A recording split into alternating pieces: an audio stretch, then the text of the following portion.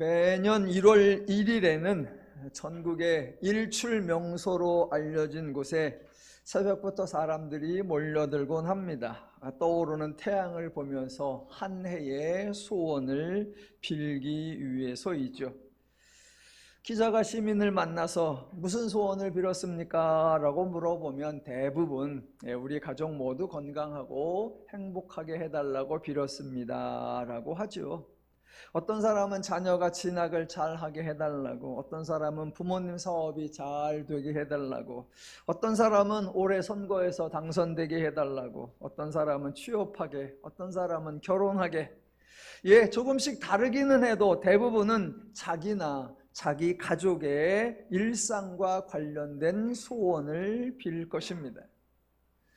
소원 비는 것과 같은 옛날 이야기가 많이 있죠. 어떤 사람이 정한수를 떠놓고 정성을 들여 기도하니까 신령님이 나타나서 소원 3가지를 말해보라, 이런 이야기가 외국에도 있고 우리나라에도 있습니다. 제가 아는 얘기 2가지만 해볼까요? 외국의 소원 이야기.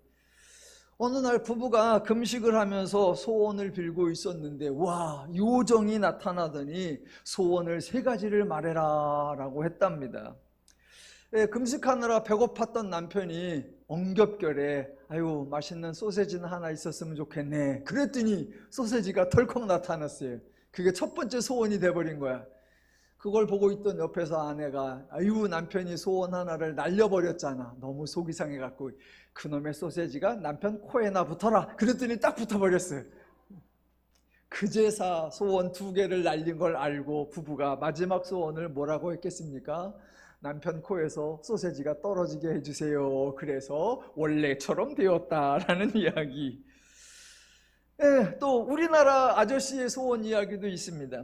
50대 남성, 욕심 많고 바람둥이 남자가 신에게 기도를 했대요. 신이시여, 제가 30년 젊은 여자랑 살게 해주십시오. 그랬더니 그 다음날 바로 응답이 되었답니다. 새로운 젊은 아내가 생긴 게 아니라 본인이 80세가 되어버렸어요.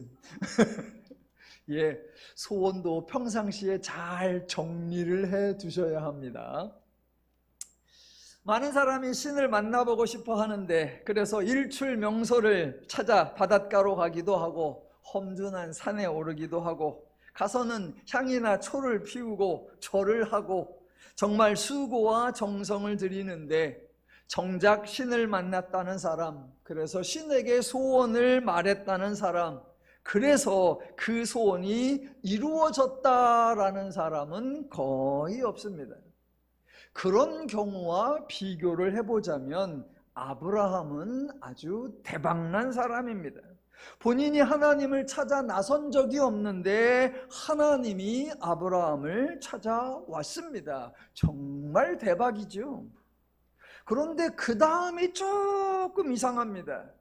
하나님이 찾아왔으면 아담에게 물어야지요. 네 소원이 무엇이냐 3가지만 말해라 라고 해야 동화처럼 이야기가 진행이 되는데 하나님은 찾아오신 것까지는 정말 좋았는데 아브라함의 소원을 묻지 않고 하나님이 그냥 3가지를 말해버리십니다. 신을 만났다는 관점에서는 아주 운이 좋은 건데 내가 원하는 것을 묻지 않고 신이 말을 해버렸다라는 관점에서는 기대가 되기보다는 염려가 될 수도 있습니다. 하나님이 말씀하신 것이 창세기 12장 1절로 3절 유명하지만 제가 한번 다시 읽어보겠습니다. 너는 너의 고향과 친척과 아버지의 집을 떠나 내가 네게 보여줄 땅으로 가라. 내가 너로 큰 민족을 이루고 네게 복을 주어 네 이름을 창대하게 하리니 너는 복이 될지라. 너를 축복하는 자에게는 내가 복을 내리고 너를 저주하는 자에게는 내가 저주하리니 땅의 모든 족속이 너로 말미암아 복을 얻을 것이라. 만약 여러분이 아브라함이라면 이 말을 듣는 순간 어떤 표정을 지으시겠습니까? 하나님 하신 말씀 들어보니까 마음에 쏙 드십니까? 아니면 뭐요 이게? 이런 느낌이 드십니까? 제가 아브람이라면 하나님이 말씀하신 내용에 대하여 전혀 신경 쓰지 않을 것 같습니다. 왜냐하면 저에게 실제적으로 영향을 주는 내용이 없기 때문입니다. 잘 보시면 어찌 생각하면 나에 관한 내용인 것 같기도 하지만 어찌 보면 나와 아무 상관이 없는 내용 같기도 합니다. 내가 직접 복을 받는 당사자가 되는 게 중요하지, 너는 복이 될지라 그게 무슨 의미가 있고, 땅의 모든 족속이 너로 말미암아 복을 받을 것이라 그게 나에게 무슨 도움이 되죠? 이렇게 거창하게 말고, 이렇게 모든 족속에게 해당하는 거 말고 그냥 오직 나에게 유익한 것, 나에게 필요한 것, 나의 일상에 실제적으로 도움이 될 만한 구체적인 것이면은 좋겠습니다. 그래서 복이 될지라 모든 족속이 이런 거 하지 마시고 그냥 1부터 45까지 중에 숫자 6개만 말씀해 주시면 그것으로 충분할 것 같아요. 아브람도 저와 같은 심정이었었나 봅니다. 그래서 가나안 땅을 약속받았지만 전혀 개의치 않고 점점 남방으로 옮겨가다가 기근이 들자 당장에 애굽으로 내려가 버렸습니다. 혹시 지난주 설교 제목이 기억이 나십니까? 죄송합니다. 너무 어려운 질문을 드려서. 지난주 설교 제목이 기근이 들었으므로 였습니다. 하나님이 주신다고 약속하신 그 땅에 살고 있는데 그 땅에 기근이 들었어요. 하나님이 주신 땅이라면 아무 문제도 안 생기나 라고 생각했는데 아니, 여느 땅과 똑같이 기근이 들었습니다. 인생에서 가장 중요한 것, 필수적인 것, 선택사항이 아니라 기본적인 것이 있죠. 그런즉 의복, 주택, 음식 이 세 가지는 항상 있을 것인데 그 중에 제일은 음식이라. 일단 먹어야 사는데 기근이 들어서 먹을 것이 없으면 먹을 것이 있는 곳으로 가는 게 지극히 정상입니다. 그 땅에 기근이 들었으므로 기근이 심하여서 아브라함이 애굽으로 내려갔습니다. 이 장면에서 아브라함이 약속의 땅을 떠났다고 비난하면 안 됩니다. 먹고 살기 위해서 하나님이 주신 사명을 버렸다고 비난하면 안 됩니다. 정작 하나님은 전혀 문제 삼지 않으셨습니다. 아브라함이 가나안을 떠나지 못하게 막지 않으셨습니다. 애굽에 가니까 애굽에서 예상치 못한 화를 당하게 하나님이 해코지하지 않으셨습니다. 정반대로 하나님은 아브라함이 걱정한 문제를 다 해결해 주셨습니다. 아브라함의 걱정대로 아내 사레를 빼앗길 뻔했는데 하나님이 개입하셔서 아내도 되찾고, 기근 때문에 먹을 것이 없어서 내려갔는데 애굽에서 바로로부터 양과 소와 노비와 암수, 나귀와 낙타를 얻을 수 있게 하시고 아주 안전하게 가나안으로 돌아오도록 하나님이 해주셨습니다. 그래서 오늘 본문 13장 1절과 2절이 나오는 거예요. 아브라함이 애굽에서 그와 그의 아내와 모든 소유와 롯과 함께 네겝으로 올라가니 아브라함에게 가축과 은과 금이 풍부하였더라. 이런 걸 세상에서는 횡재라고 합니다. 그래서 지난주에 설교 제목이 기근이 들었으므로, 그리고 오늘 설교 제목이 풍부하였더라입니다. 얼마나 다행이에요. 괜히 약속의 땅 어쩌고 저쩌고 사명 어쩌고 저쩌고 하면서 애굽에 안 내려갔으면 어쩔 뻔했어요. 약속의 땅을 떠나 애굽에 다녀온 것, 애굽으로 가기로 한 것 정말 탁월한 결정이었고 애굽에 다녀옴으로 인생 역전이 되었습니다. 자, 이 장면을 포함해서 성경 전체에서 가장 중요하게 여기는 게 뭐냐 하면 인간의 행복이에요. 하나님의 우선순위, 기독교 신앙의 우선순위는 언제나 인간의 행복이에요. 절대로 하나님의 영광이 아니고 하나님의 사명이 아닙니다. 기독교 신앙은 하나님의 영광을 위하여 인간이 희생을 당하거나 하나님의 사명을 감당하기 위하여 인간이 자유와 평안을 포기하는 게 아니에요. 정반대죠. 기독교 신앙, 인간의 행복을 위해 하나님이 수고하고 하나님이 열심을 다해 일하시고 인간의 자유와 평화와 화목을 위해 하나님의 모든 것을 내어주시는 것, 그게 기독교 신앙의 핵심이에요.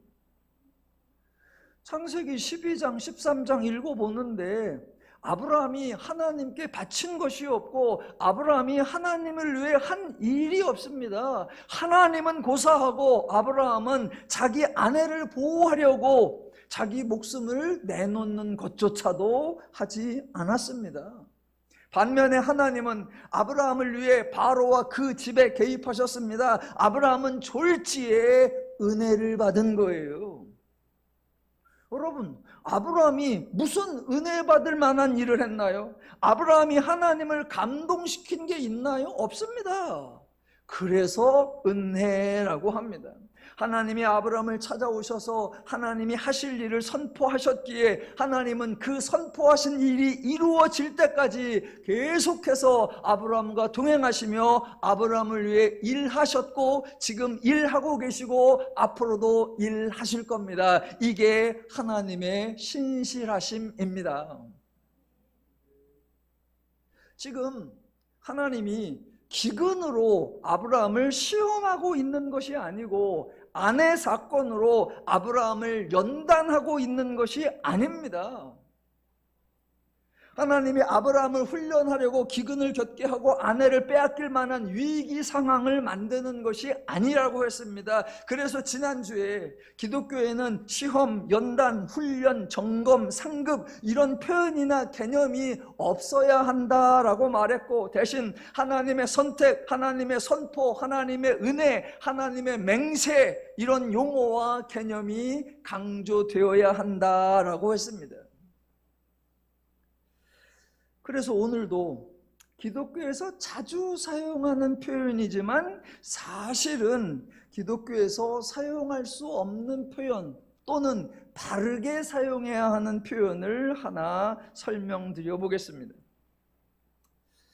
우리나라에 복음이 처음 들어왔을 때 반대를 많이 받았고 심지어는 박해를 받기도 했었죠.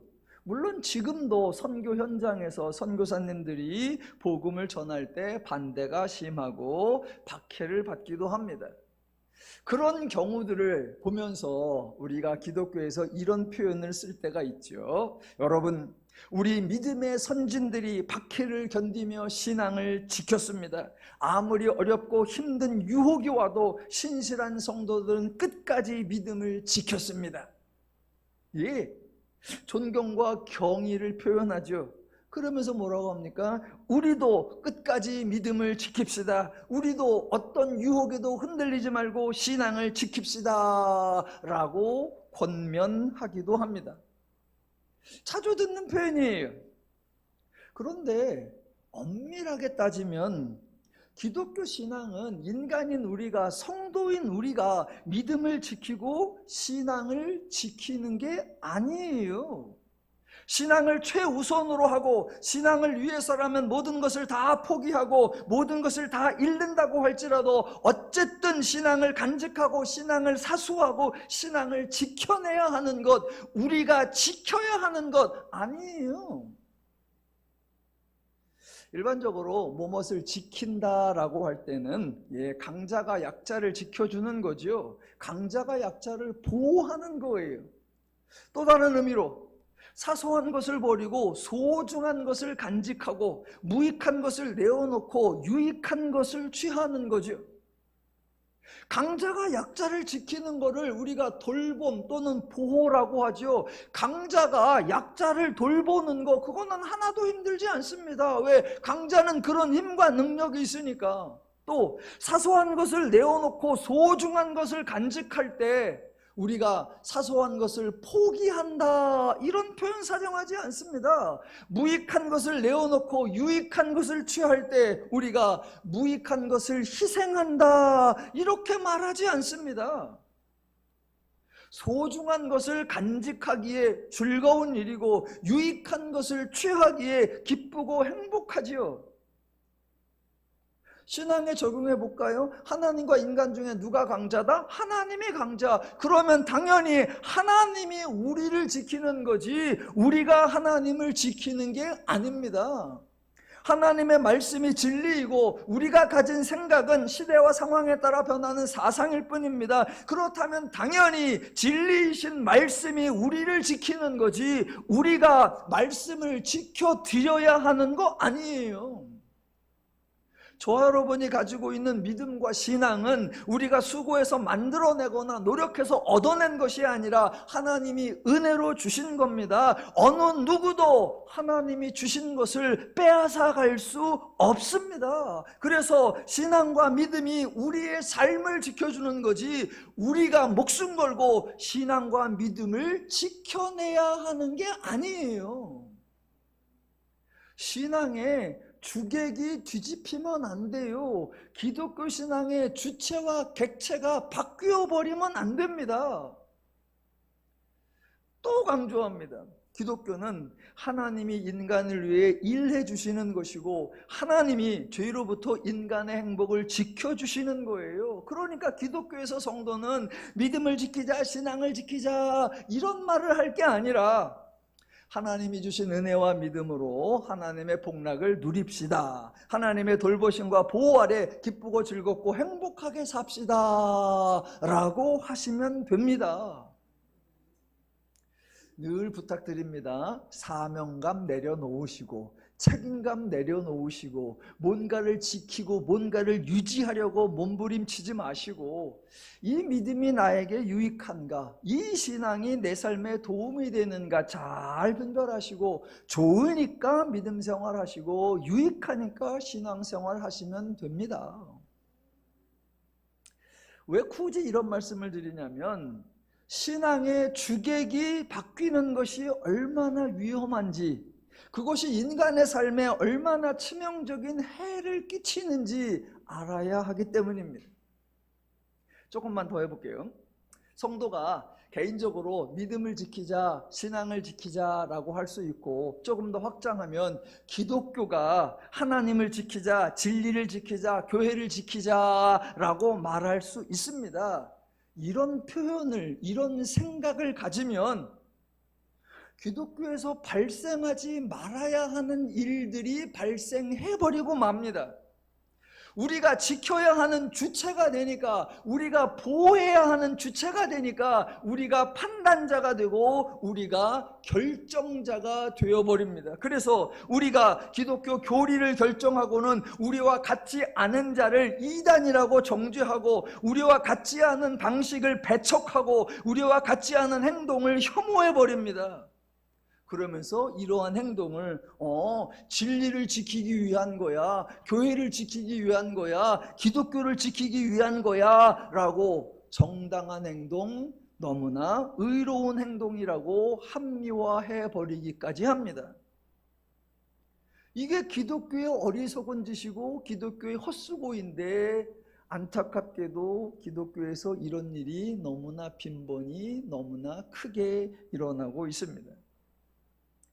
기독교에서 주체는 언제나 하나님이세요. 하나님이 시작하고 하나님이 진행하고 하나님이 완성하고 하나님이 책임지고 인간은 언제나 하나님의 사역의 대상이고 하나님의 사역의 열매요 결과입니다. 하나님이 일하시는 분이고 성도는 나는 하나님께 은혜 받은 자로다 라고 고백하는 거예요. 그래서 은혜를 알아갈수록 그 고백이 깊어지는 거예요. 그 모습을 성경에서 가장 잘 보여주는 사건이 사도행전 9장과 10장, 대표적 인물로는 베드로와 바울이에요. 보세요. 사도행전 9장에서 예수 믿는 사람을 박해하러 가는 바울을 예수님이 찾아오셔서 사도로 세우십니다. 그때 기존의 제자들의 입장에서는 자기들이 예수의 부활을 증거하는 책임을 맡았다고 하는 입장에서는, 자기들이 예수를 지켜야 한다고 생각하는 자들의 입장에서는 사울을 도무지 용납할 수가 없어요. 저렇게 위험한 자를 어떻게 받아들여? 그러면 우리의 복음 사역이 무너질 수 있는데, 우리가 복음을 지켜야 하는데. 그래서 사도행전 1장에서 유다가 죽은 자리를 대신해서 한 사람을 뽑을 때 아무나 뽑은 게 아니라 예전에 우리와 같이 3년 동안 예수님과 다녔던 자라는 자격을 제한하기도 했었단 말입니다. 그렇게 지켜야 한다고 생각하는 사람의 입장에서는 예수를 박해하는 사람을 사도로 세운다? 이게 용납이 되지 않습니다. 그래서 하나님에게, 하나님 이 사람 소식 모르셨어요? 이 사람이 데리고 오면 우리에게 해를 끼칠 거예요 라고 했었습니다.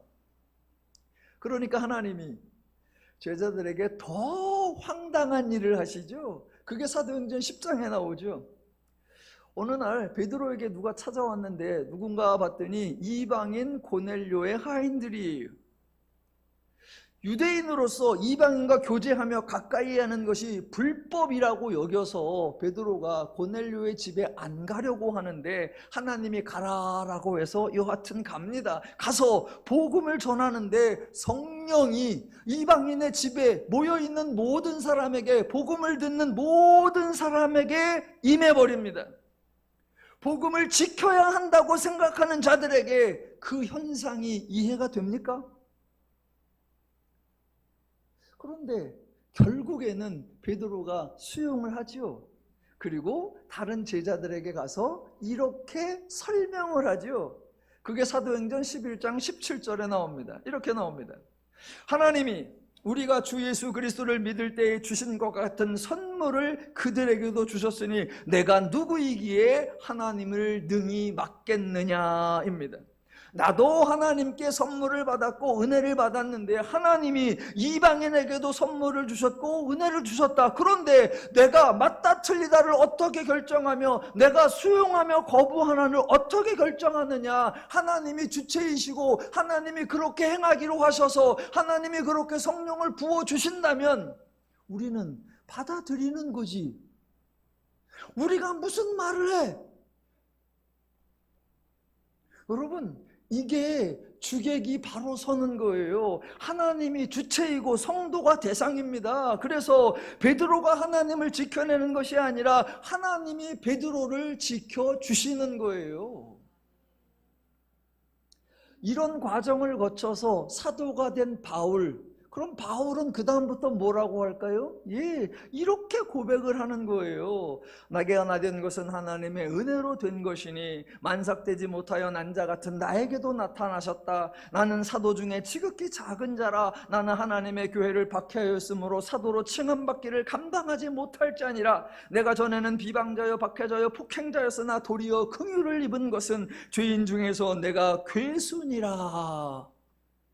바울은 이런 고백을 반복하는 거예요.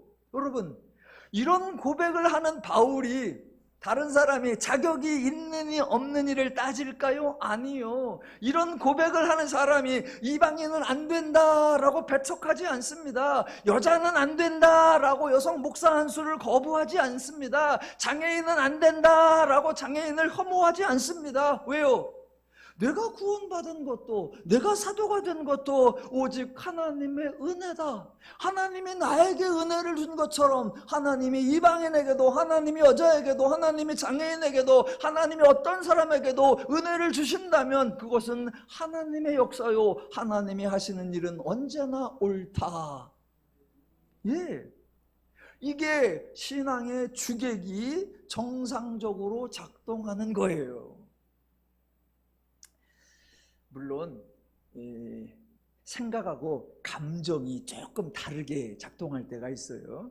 제가 여성 목사 안수를 절대 반대하지 않고 찬성하고, 그래서 저희 교단에서는 그렇게 하고 있는데, 저도 당연하다, 하나님이 쓰시는데 남녀가 어딨냐, 그런 생각이에요. 그런데 집에서 기독교 방송을 이렇게 채널을 돌리다 보면 어느 목사님이 나와서 설교를 해요. 그럼 저도 이렇게 들어봐요. 어떨 땐 은혜가 되기도 하고 어떨 때는 뭐 저런 소리를 하나 이럴 때도 있어요. 그래도 들어요. 그런데 채널을 돌리니까 어떤 여자 목사님이 나와서 설교를 해요. 그럼 듣도 안 해, 그냥 돌려. 저도 이게 약간의 여자 목사님이 나와서 설교하면 그냥 듣고 있기가 되게 어색해. 그냥 제 느낌이 그래, 제 느낌이. 이게 뭐라고 하는지 차분히 들어봐야 되는데 그냥 그 자체가 되게 어색해. 그래서 야, 이게 내가 생각으로는 동의해도 내 감정이 아직 자연스럽지 않구나, 그런 생각을 해서 반성을 합니다. 그런데 내가 하나님의 은혜를 받았다라고 고백하는 자들은 하나님이 은혜를 주는 자들 당연히 인정하고 수용하고 감당하는 거예요. 왜? 하나님이 하시는 일이고 하나님이 오르시니까. 그래서 기독교가 정말 멋진 종교이고 정말 좋은 종교이고 정말 품위 있고 우아한 종교이고 기독교가 죄와 다른 거룩한 종교입니다. 정리합니다. 기독교는 정죄하는 종교가 아니라 포용하는 종교이고 배타하는 종교가 아니라 배려하는 종교이고 혐오하는 종교가 아니라 인정하는 종교이고 갈등과 분쟁을 유발하는 종교가 아니라 화목과 평안을 이루어내는 종교입니다. 신앙을 지키려고, 믿음을 지키려고, 진리를 지키려고, 교회를 지키려고, 하나님을 지키려고 애쓰지 마시고 하나님의 은혜를 누리시고 저와 여러분이 받은 복락을 누리시면 됩니다. 더누림교회에서 하나님의 복음을 들으시고 은혜에 대한 선포를 들으시면서 늘 행복하시기를 주님의 이름으로 축원합니다. 저희 교회에 출석하는 청년 자매가 하나 있는데 평생의 교회를 처음 나온 게 바로 너누림 교회예요. 너무나 고맙고 귀합니다. 설교를 들을 때 바른 자세로 잘 들어요. 설교하면 보면은 저하고 눈을 마주치기도 하고 설교를 잘 듣길래 지난주에 예배 끝나고 제가 물어봤습니다. 설교를 잘 들어줘서 고마운데 설교가 무슨 내용인지 이해가 되니? 그랬더니 아주 친절하게 대답해요. 하나도 몰라요. 당연하죠. 교회 처음이고 성경에 대한 스토리도 모르니까 새로운 내용이고 처음 듣는 내용이고 어색하지요. 그래도 잘 들어서 감사하고 제가 그랬습니다. 고맙다. 어느 날 잡아서 내가 차근차근 잘 설명을 줄 테니까 일단 들어봐라 라고 했습니다. 지난주에 그런 대화를 하고 제가 고민이 좀 많아졌습니다. 설교를 어떻게 해야 되나. 그래서 설교 중에 이런저런 이야기도 좀 섞어가면서 전달이 잘 될 수 있도록 애써 보려고 합니다. 그런 의미에서 축구 얘기를 좀 해보겠습니다. 주중에 월드컵이 시작되었고 우리나라가 첫 게임을 이겨서 아주 좋습니다. 세계에서 축구를 가장 잘하는 나라 그러면 그동안 브라질에 뽑혔었고 또 축구가 가장 인기가 있고 축구 스타가 가장 많이 모여 있고 축구와 관련된 비즈니스가 가장 발달한 나라 그러면 영국이나 스페인 이런 나라가 뽑힙니다. 제가 한 10년 전쯤에 스페인에 가본 적이 있습니다.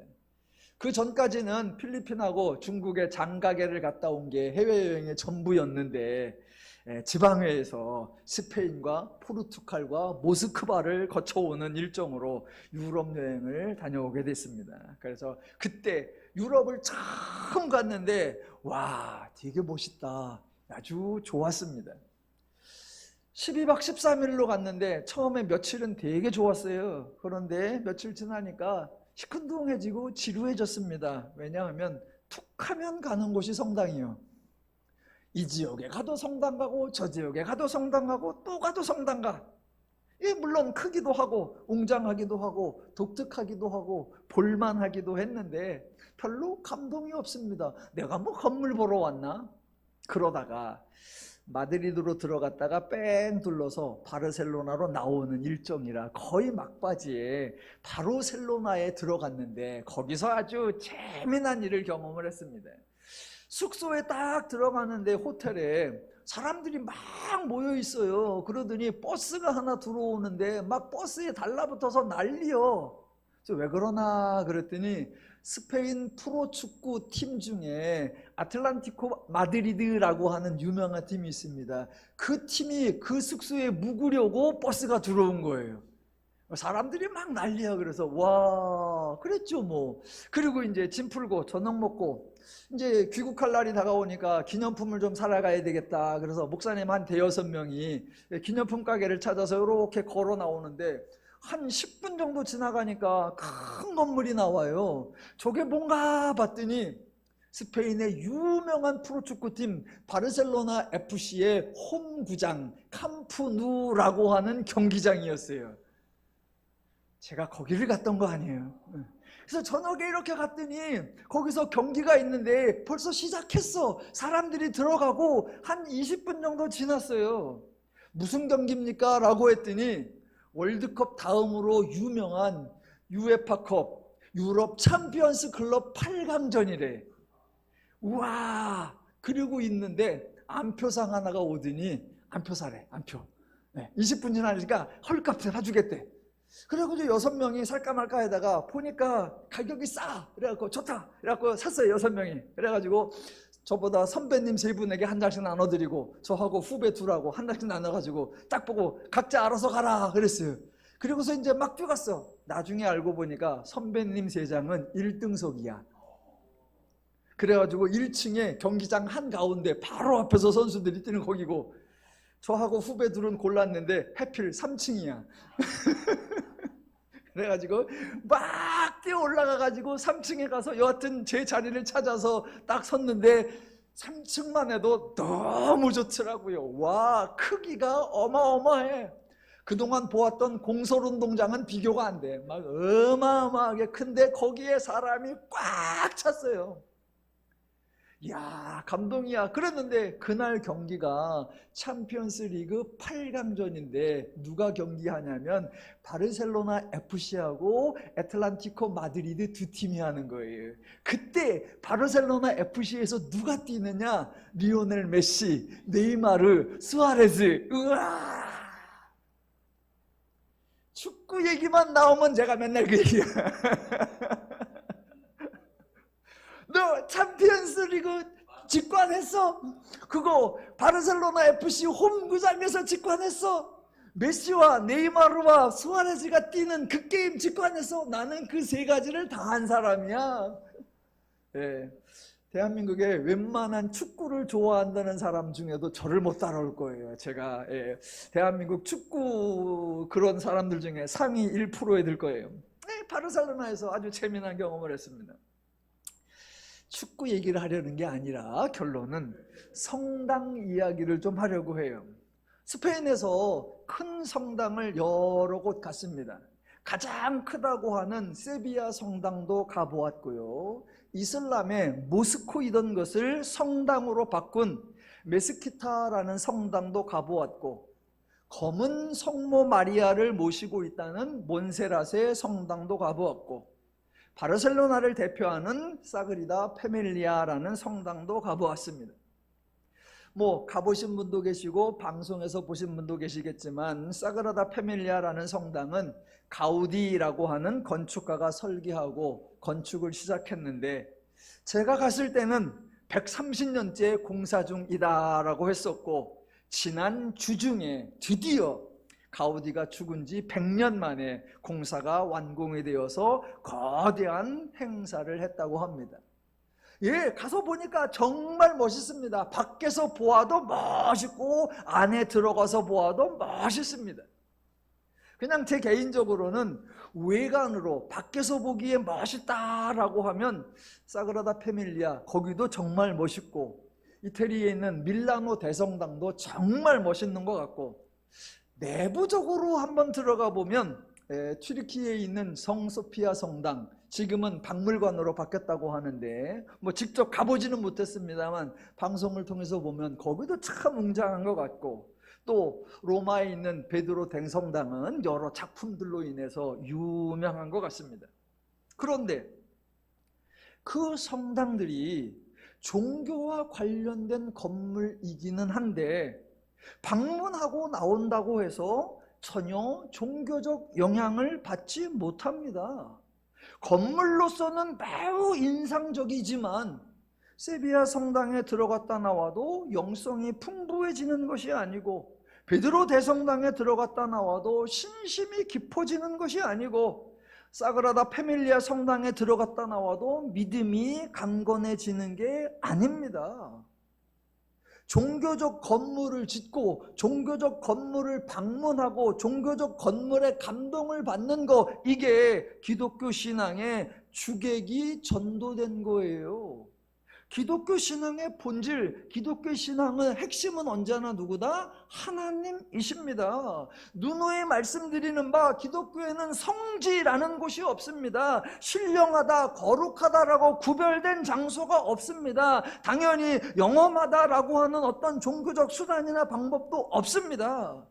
기독교가 종교적 장소나 종교적 건물이나 종교적 인물이나 종교적 수단에 집착하는 거, 정말로 신앙의 주객이 뒤집힌 거예요.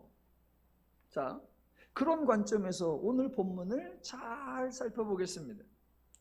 애굽에서 올라온 아브람 일행이 가축과 은과 금이 풍부하였다라고 합니다.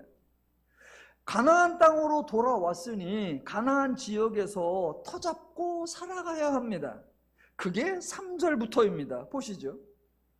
그가 네게부에서부터 길을 떠나 베델에 이르며 베델과 아이 사이, 곧 전에 장막 쳤던 곳에 이르니 그가 처음으로 제단을 쌓은 곳이라.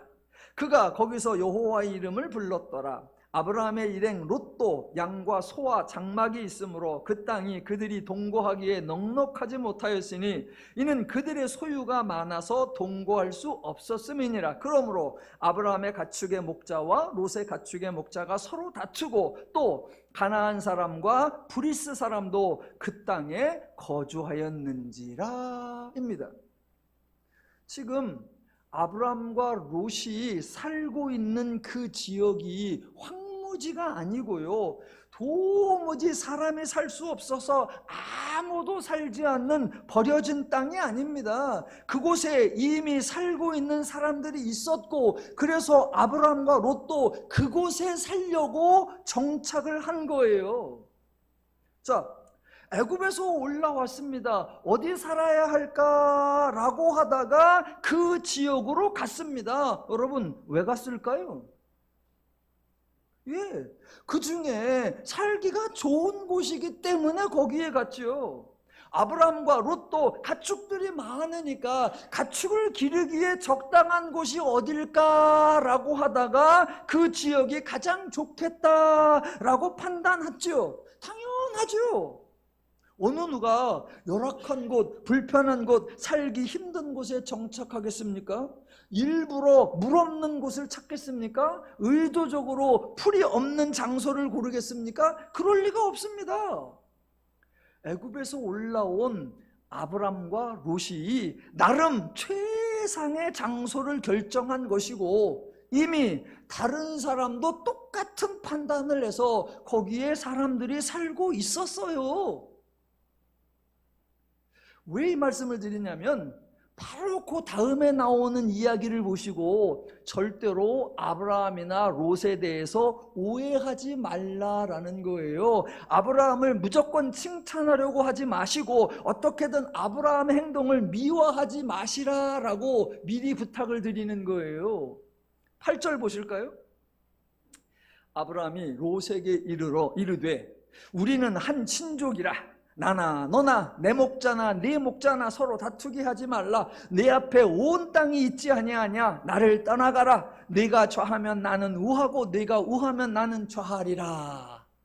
여러분, 이 구절에 속지 마시기 바랍니다. 이런 구절에 속아 넘어가지 마시라고요.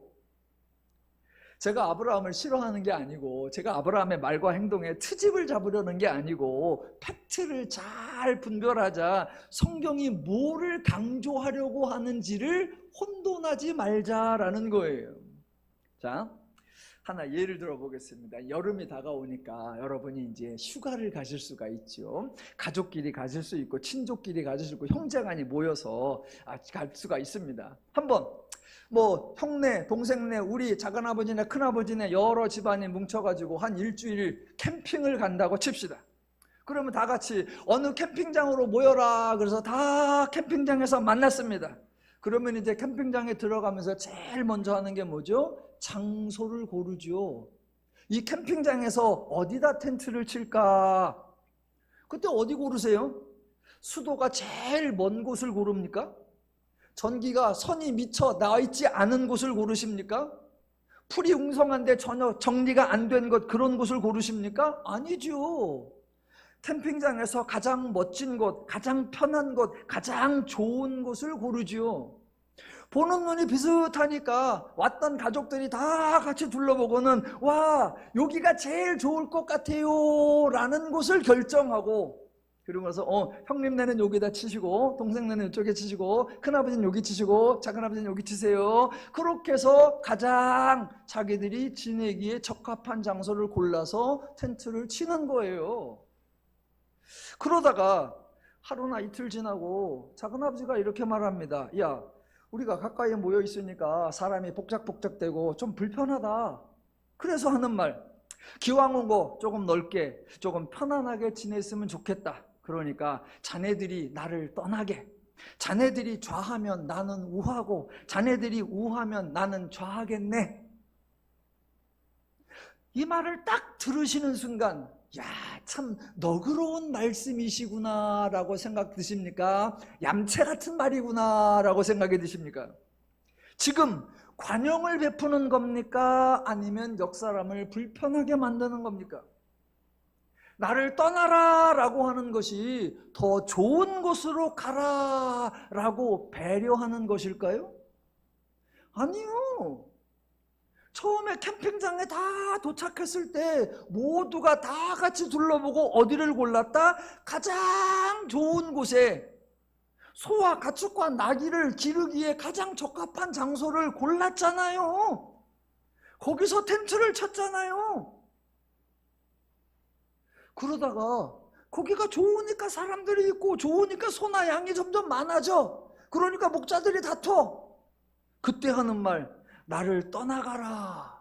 이게 여기는 매우 열악해, 여기는 매우 황토해, 그러니까 여기는 별로 안 좋아, 네가 좋은 곳으로 가, 이런 배려인가요?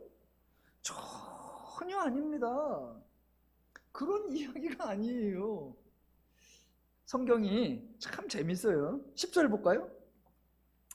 아브라함이 하는 그 말을 듣고 롯이, 10절, 이에 롯이 눈을 들어 요단 지역을 바라본즉 소알까지 온 땅에 물이 넉넉하니 여호와께서 소돔과 고모를 멸하시기 전이었으므로 여호와의 동산 같고 애굽 땅과 같았더라. 아니, 그동안 여기를 몰랐습니까? 지금까지 이곳이 눈에 안 보였습니까? 아니, 여태까지는 개발 제한 구역으로 묶여 있다가 그래서 아무도 거기에 안 가봤었는데 드디어 롯이 탐험을 해서 신비로운 장소를 알아낸 겁니까? 그동안 열악한 곳에 살고 있다가 이제 살만한 곳을 겨우 찾아낸 거예요? 아니요, 그렇지 않습니다.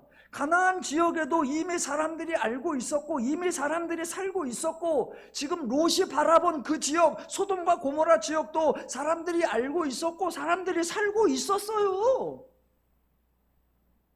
절대로 아브라함이 야, 나쁜 땅에 내가 살 테니까 너는 좋은 곳으로 가라. 그래서 그때서 롯이 딱 보니까 이야, 정말 기가 막힌 곳이 있어. 물이 있고 여호와의 동산 같고 애굽 같은 정말 황금 같은 땅이 있어. 그래서 냉큼 가더라. 그런 얘기가 아니에요.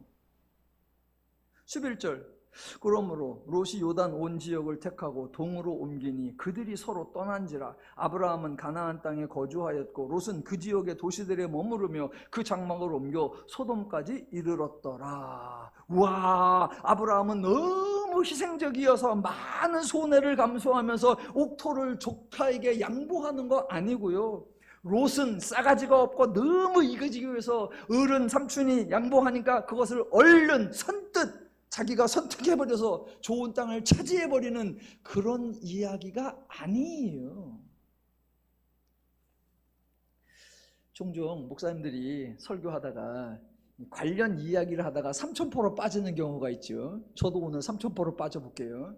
지금 설교를 처음 듣는 분에게 어떻게든 이해가 되게 하려고 별의별 얘기를 다 해보는 거예요. 자, 어떤 분이 이 본문을 가지고 이렇게 얘기할 수도 있습니다. 여러분, 땅을 볼 줄 알아야 됩니다. 전망이 좋다고 다 좋은 게 아니고 앞에 시내가 흐른다고 다 좋은 게 아니에요. 그렇게 좋으면 왜 여태까지 안 팔리고 남아있겠습니까?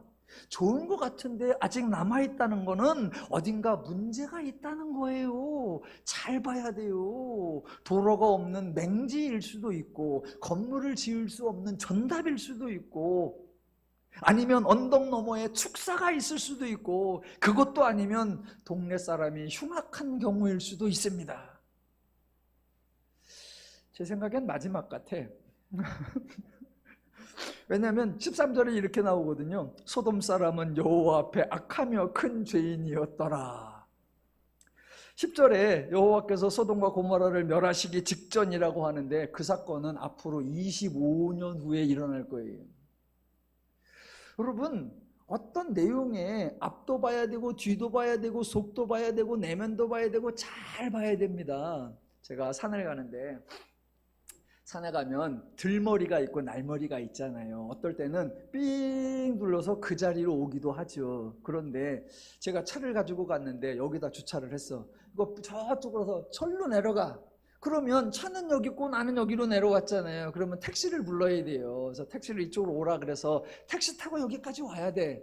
그래서 늘 갈 때마다 지역 택시 번호, 개인 택시 하나를 골라가지고 이제 찾아가고 가요. 그래서 자차 회귀하는 게 늘 일이에요.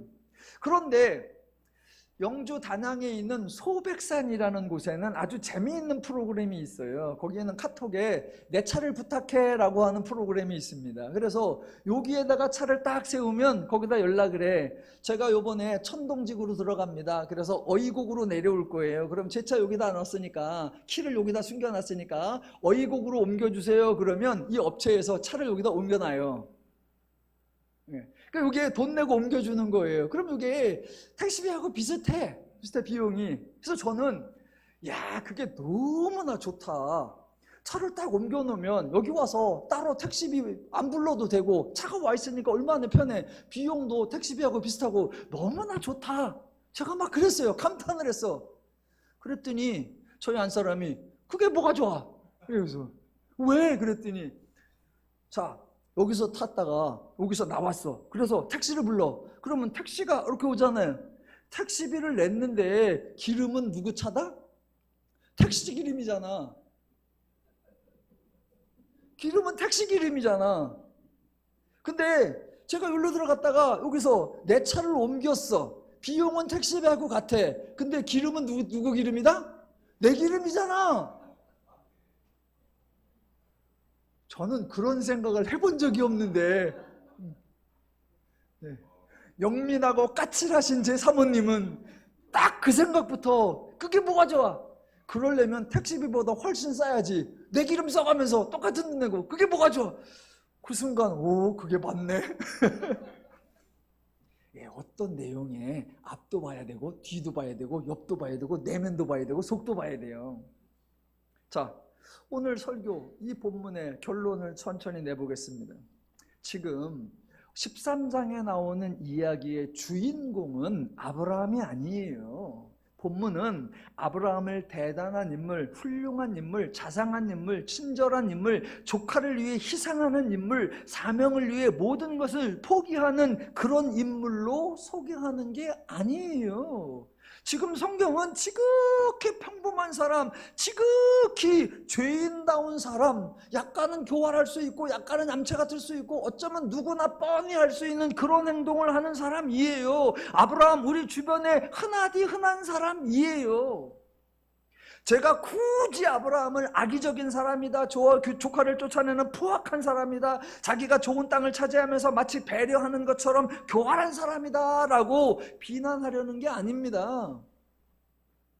다만 아브라함을 지나치게 미워하지 말고 팩트를 정확히 알자라는 거예요. 또 가나안 땅도 마찬가지예요. 지극히 평범한 땅이에요. 하나님이 주신 땅, 약속의 땅이다. 그래서 거기는 기근도 없는 늘 옥토 같은 땅이다. 아니요. 지금 본문은 지극히 평범한 사람의 지극히 평범한 땅에 관한 이야기입니다. 그러니까 아브라함이 누구인지 주목하실 게 아니고 아브라함이 지키려고 한 땅이 어디인지 주목할 게 아닙니다. 사람도 하나도 다르지 않고 땅도 하나도 다르지 않아요. 오늘 본문에서 독특한 것은 딱 하나, 누구다? 하나님. 하나님만이 다르세요. 그래서 오늘 본문의 핵심이 뭐냐? 14절로 17절까지예요. 아브라함의 배려, 아브라함의 양보가 아니라 14절부터 17절 제가 읽을게요. 롯이 아브라함을 떠난 후에 여호와께서 아브라함에게 이르시되 너는 눈을 들어 너 있는 곳에서 북쪽과 남쪽 그리고 동쪽과 서쪽을 바라보라. 보이는 땅을 내가 너와 네 자손에게 주리니 영원히 이르리라. 내가 네 자손의 네 자손이 땅에 티끌 같게 하리니 사람이 땅에 티끌을 능히 셀 수 있을진데 네 자손도 세리라. 너는 일어나 그 땅을 종과 행으로 두루 다녀보라. 보라 내가 그것을 네게 주리라. 제가 궁금한 게 있는데 하나님을 물어보니까 대답을 안 해. 그래서 여러분에게 여쭤볼게요. 여러분, 하나님이 왜 이렇게까지 하시죠? 사람 바라보래. 바라보는 땅을 다 준대. 아니, 아브라함이 이 정도 대접을 받을 만한 위인입니까? 출신이 좋은 것도 아니고 성장 과정이 탁월한 것도 아니고 지금 하고 있는 행동 하나하나가 아주 모범적인 것도 아니고 하나님의 말씀이라면 무조건 순종하는 사람도 아니고 어찌 보면 하나님 말씀을 별로 귀담아 듣지도 않고 대수롭게 여기지도 않는 것처럼 보이는데 왜 하나님은 사방팔방을, 아니 톨스토이 소설에 의하면 주인이 땅을 준대. 어디만큼? 네가 갔다 오는 만큼. 갔다 오는 만큼. 그래서 그 소설에 의하면 갔다 와서 죽었잖아요. 근데 지금 하나님은 갔다 오는 정도가 아니라 네가 바라보는 땅을 다 준대. 제가 이 본문을 읽고 나서부터 산에 다니는 거예요. 올라가서 늘 바라보는 거예요. 멀리 바라봐야 돼. 잘 바라봐야 돼. 구석구석 다 바라봐야 돼. 어느 날 누가 알아? 나타나셔서 보는 땅을 주리라 라고 할지. 예, 하나님이 다 보는 땅을 준대. 왜? 지금 본문은 아브라함의 신실함이나 땅의 거룩함을 말하려고 하는 게 아니라 우리 하나님이 얼마나 신실하신지 그 하나님을 소개하는 거예요. 아브라함이라는 사람을 찾아오셔서 그 사람을 위해 일해주시는 하나님의 모습을 통해 하나님의 마음, 하나님의 심정, 하나님의 원리, 하나님의 방식, 하나님의 능력을 소개하고 있는 겁니다. 아브라함이 어떤 사람이든, 아브라함이 어떤 마음이든, 아브라함이 어떤 행동을 하든 하나님이 하신 말씀, 하나님이 하신 선포는 결단코 변하지 않는다라는 하나님의 신실하심을 증거하고 있는 겁니다. 예, 그러면서 하나님 신뢰할 만하지, 하나님 의지할 만하지, 하나님 말씀대로 행할 만하지. 하나님은 너를 위한 분이고 네가 어찌하든 늘 너의 편에 서서 너를 위해 하기로 하신 그 약속을 철석같이 이행하시는 좋으신 분이야 라고 설명하는 것입니다.